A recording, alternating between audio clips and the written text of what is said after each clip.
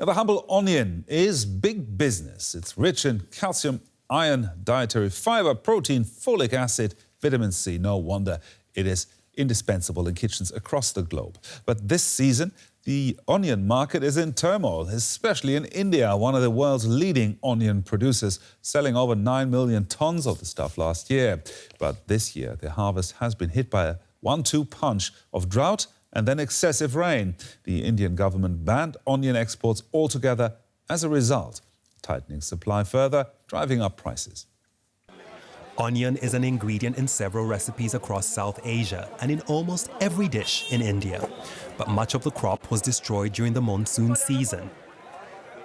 Onion prices were 10 to 15 rupees a kilo. Now they are 50 rupees a kilo. I can't afford that. Prices have more than tripled. India's onion crisis is hitting consumers where it hurts most. Everyone here is affected.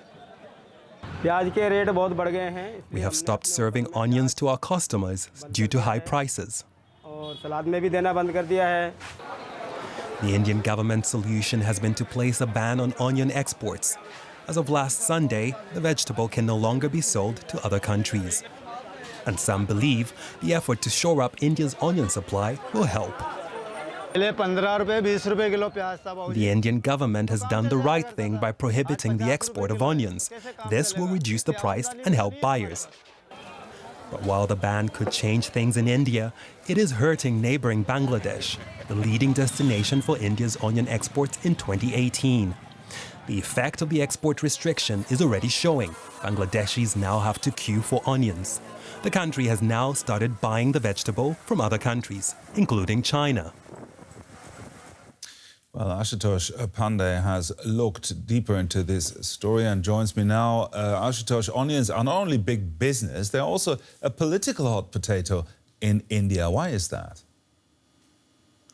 Well, Gerhard, yes, as you heard in that story, it is a staple in Indian kitchens, and that makes it really a politically sensitive vegetable, arguably the most politically sensitive vegetable in India. And there have been examples where it has actually led to the fall of governments. The one that comes to my mind is the case in 1998 when the Delhi state government was actually voted out of power when the onion prices skyrocketed. And there have been other instances, one in, of course, 1980 when Prime Minister Indira Gandhi was voted back to power when the coalition government then lost because of onion prices. You just mentioned it. It's not the first time this happened. Critics say it's a vicious cycle, in part coming from misguided government policies. What are these policies?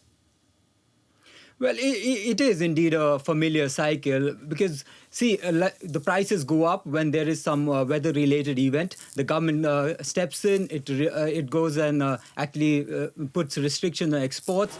Prices stabilize, then prices actually go down when new crop comes in. That's when the farmers get worried. They go and ask the government to support them, and the government then eases restrictions on exports and then wait for another bad weather pattern, and then the prices again shoot up. And this cycle continues. The experts say that this cycle needs to break, and that's when they suggest that the government perhaps should look at building modern warehouses and controlled supply that would be used when you have enough supply. And it is a perishable good, so you need modern store warehouses.